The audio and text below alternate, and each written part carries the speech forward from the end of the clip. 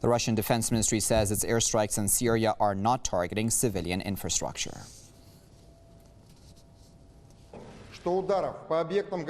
I would like to stress that there were no strikes against civilian infrastructure, especially against buildings where there could have been or were peaceful residents. To avoid hitting civilian targets, the Russian aviation strikes are determined only after a thorough reconnaissance, verification of whether the targets belong to terrorist structures, determination of exact coordinates, and confirmation of the presence of fighters there through other channels.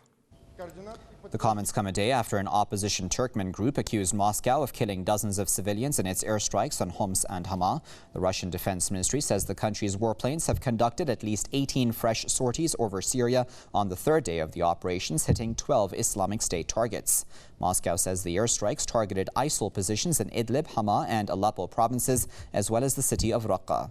A senior Russian lawmaker says the attacks in Syria will last for 3 to 4 months.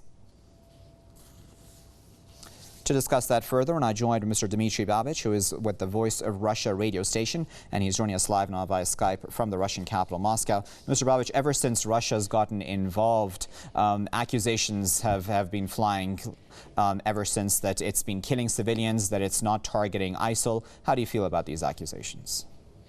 Well, these accusations were expected, and President Putin made it very clear that he would not be put off by these accusations. If United States and the EU were ideal states who never kill civilian population, they would be in a position to criticize Russia in this situation. But it was the United States and the EU that basically helped to start the civil war in Syria by indiscriminately supporting any people who were opposed to Mr. Assad in 2011, in 2012, and pretty much afterwards. And look at what's going on in Yemen, where the United States is supporting a brutal air campaign against the Houthi minority. So in this situation, I think that television viewers around the world, newspaper readers, anyone who has even a short memory and who can analyze events, these people are going to understand these accusations against Russia are not true. They're simply not true. So what exactly is the fear, Mr. Babich, on the part of the U.S., the U.K., and even Saudi Arabia, for example, which has also voiced opposition, even Turkey, in fact? What is their opposition? Why do they not want Russia involved? There are two reasons. First, the American airstrikes against ISIL have been continuing since September 2014, so for the whole year, and there was no result. The so-called Islamic State was just getting stronger and stronger.